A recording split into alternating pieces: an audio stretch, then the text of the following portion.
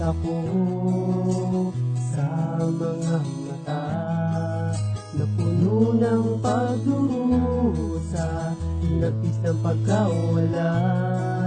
Dahil laging may pag-asa, langit na sa atin ang bahala. Magbigayan sa sariling kapwa, pagtulong sa isa't isa. Sa ganitong sitwasyon ay pag-ibig ang mahalaga.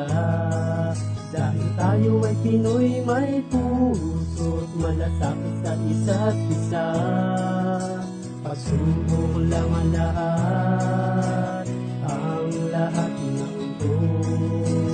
Huwag magpapatalo, lumaban hanggang kaya lumaban sa hamon ng buhay, lumaban hanggat may bukas pa, may pagbangon. May pagbangon, may pagbangon pa ang kapwa ko Pilipino.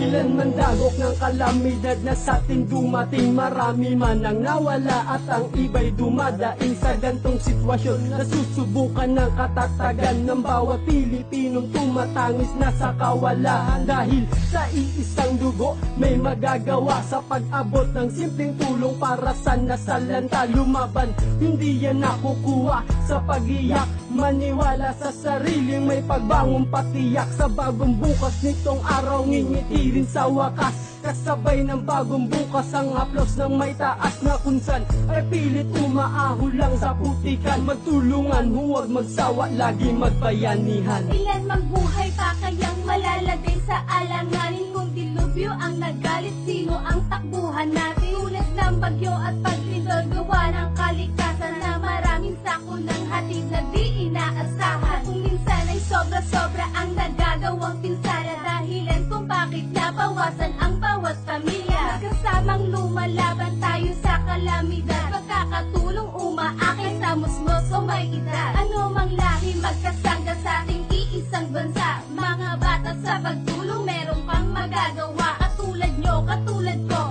lahi nating iisa, naniniwala makabangon Pilipinas kong bansa. Halika, lumaban sa hamon ng buhay, lumaban hanggat may bukas pa, may pagbangon, may pagbangon.